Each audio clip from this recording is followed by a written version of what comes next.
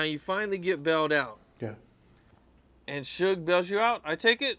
The company did, definitely. And what do you do at this point? Do you try to work? Do you try to go back to bodyguarding? I was on trial for murder. I couldn't. I was not allowed to work. Carry a firearm At that or do time, anything. at that time, they put me in house arrest. I was on house arrest. I could not leave, and I started training again. So I started training at Billy Blank's World Karate Fitness Center, and I started training under Billy Blank's, and they allowed me to train and to condition and to do the things I needed to do through the case, because I believe in my heart that they knew the facts of the case.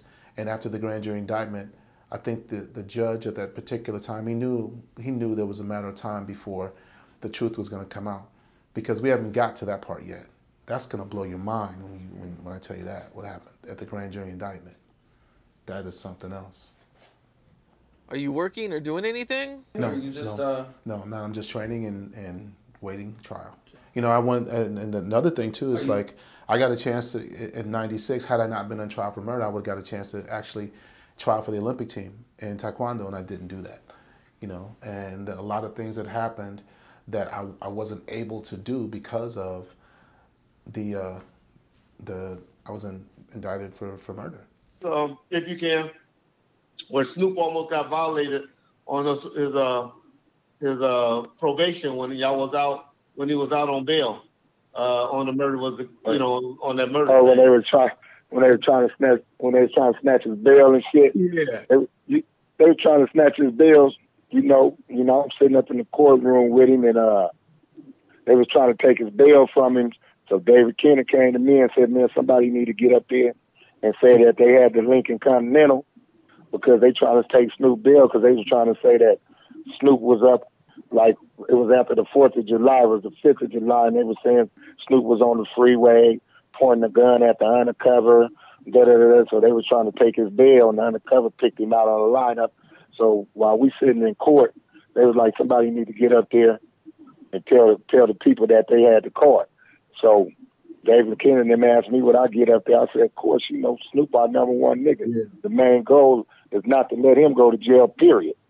So I was like, yeah, I got up on the stage and told them, yeah, I had the motherfucking car, and they started asking me the same questions about what I was doing and all that goofy shit, and I just told them the same thing they kept asking me, and they got mad at me and kicked me off the stand. So they ended up putting a $50,000 bench warrant out for my arrest, because talking about I missed one of Snoop court cases and I never was involved, but they was mad because I got up there and said I had the car. See, that's a stand-up nigga. See, y'all see what type of dude C-Style is? But that's the only reason I asked him about that, because I knew this, and I knew how all this went down. And I'm just trying to show you what type of stand-up brother this is. We had to go to court and ask for permission for me to do something, because the facts of the case were already known. Now this is why I was allowed to do things.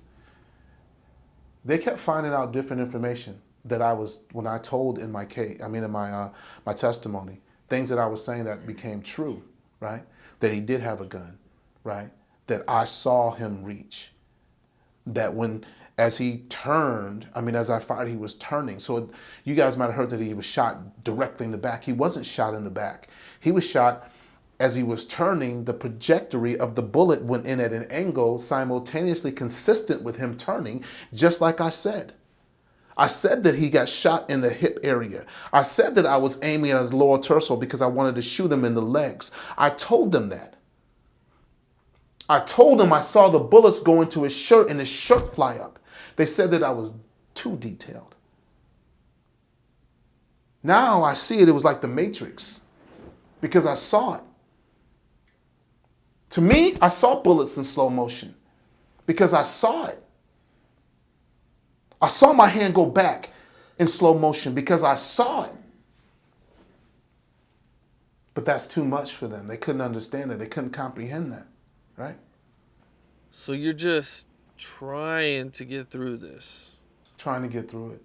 Did you have a family at the time? Yes, I did. I did. I had a son at the time. He was 2 years old at the time. I almost lost my family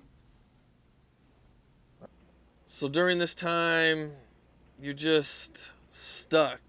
You can't go nowhere. You can't leave the house. I couldn't do anything, and then at that time they had given each one of us an attorney. Sean Abrams, myself, excuse me, and Snoop. So Sean Abrams ended up getting dismissed out of the case, and his attorney was Johnny Cochran, and so he got dismissed out of the case. And my attorney was the high-powered Donald Ray, of course, and then David Kenner, which was Johnny Cochran was on the case too? Johnny Cochran was on the case. Johnny Cochran was on the case in the beginning. He was representing the third person that was in the car with us, Sean Abrams, and he got dismissed out of the case. Oh, so he didn't go to trial. No, he didn't go to trial. They dismissed him.